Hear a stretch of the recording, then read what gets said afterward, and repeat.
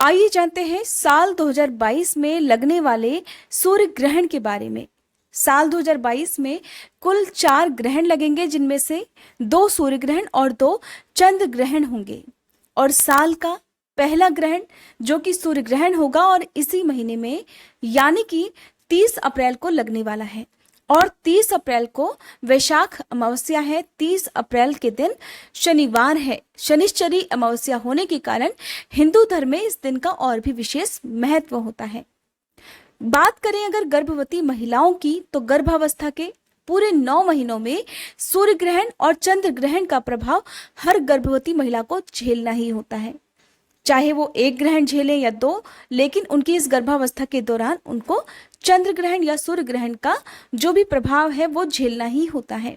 इसलिए किसी भी ग्रहण के समय गर्भवती महिलाओं को खासकर कुछ सावधानियां बरतने की सलाह दी जाती है। गर्भवती महिलाओं के मन में बहुत सारे प्रश्न ऐसे होते हैं कि जैसे ग्रहण के समय कौन से काम करे, कौन से काम नहीं करे, ताकि उनका होने वाला बच्चा स्वस्थ और सुरक्षित इस दुनिया में आ सके।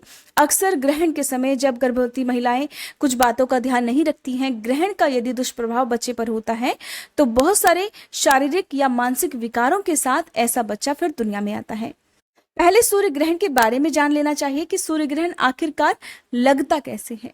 जब सूर्य को चंद्रमा पूरी तरह से ढक लेता है, या अगर बिल्कुल सरल शब्दों में कहा जाए तो जब सूर्य और पृथ्वी के बीच में चंद्रमा आ जाता है, तब सूर्य ग्रहण होता है।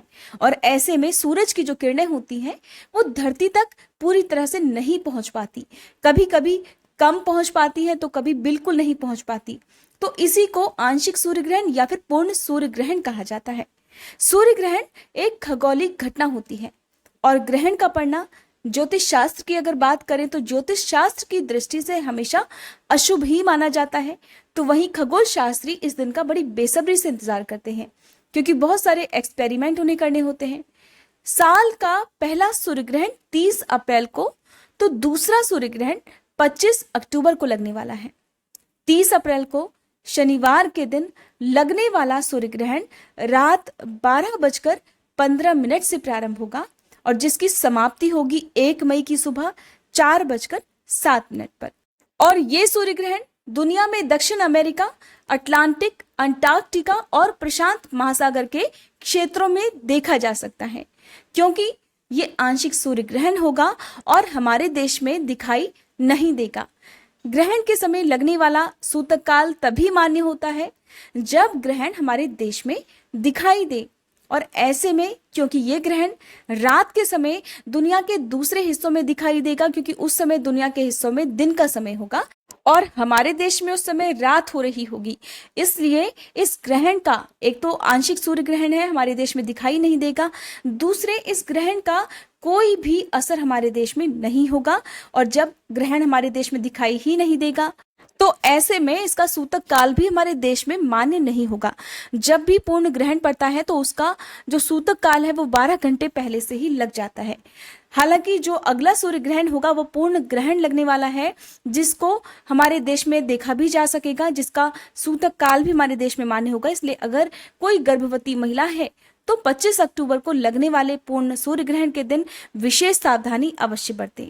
ऐसे में सूतक काल से जुड़ी बहुत सारी बातों का ध्यान रखना ज्यादा जरूरी तो नहीं है, लेकिन जब भी कोई ग्रहण पड़ता है, चाहे वो आंशिक हो या पूर्ण ग्रहण हो, तो उसका कुछ ना कुछ नकारात्मक प्रभाव वातावरण में जरूर फैलता है। और इसी नकारात्मक प्रभाव को दूर करने के लिए हर धर्म के अनुसार कुछ ना कुछ शुद्धि के कार्य भी किए जाते हैं। जैसे कि हमारे हिंदू धर्म में ग्रहण की समाप्ति के बाद घर की अच्छे से साफ सफाई करके, मंदिर की साफ सफाई करके, मंदिर की मूर्तियों को स्नान करके पूरे घर में और मंदिर में गंगाजल छिड़ककर पवित्र किया जाता है। साथ ही खुद भी स्नान करके पूजा पाठ की जाती है और अपनी अपनी सामर्थ्य के अनुसार दान किया जाता है। हर ग्रहण के बाद चाहे कोई भी विशेष धर्म हो, उन्हें कुछ ना कुछ दान अवश्य करना चाहिए। दान करने से माना जाता है कि यदि किसी भी ग्रहण का किसी भी राशि पर कोई दुष्प्रभाव हो तो वो दुष्प्रभाव दूर हो जाता है। और साल का जो पहला सूर्य ग्रहण है वो मेष राशि में लगने जा रहा है। इसलिए मेष राशि के लोगों को आज के दिन विशेष सावधानी बरतने की जरूरत होगी। ग्रहण की समाप्ति के बाद जितनी भी प्रेग्नेंट लेडीज हैं, उन्हें स्नान करने के बाद अपने हाथ से कुछ न कुछ दान अवश्य करना चाहिए। आपको ये जानकारी कैसी लगी कमेंट बॉक्स में जरूर बताइएगा।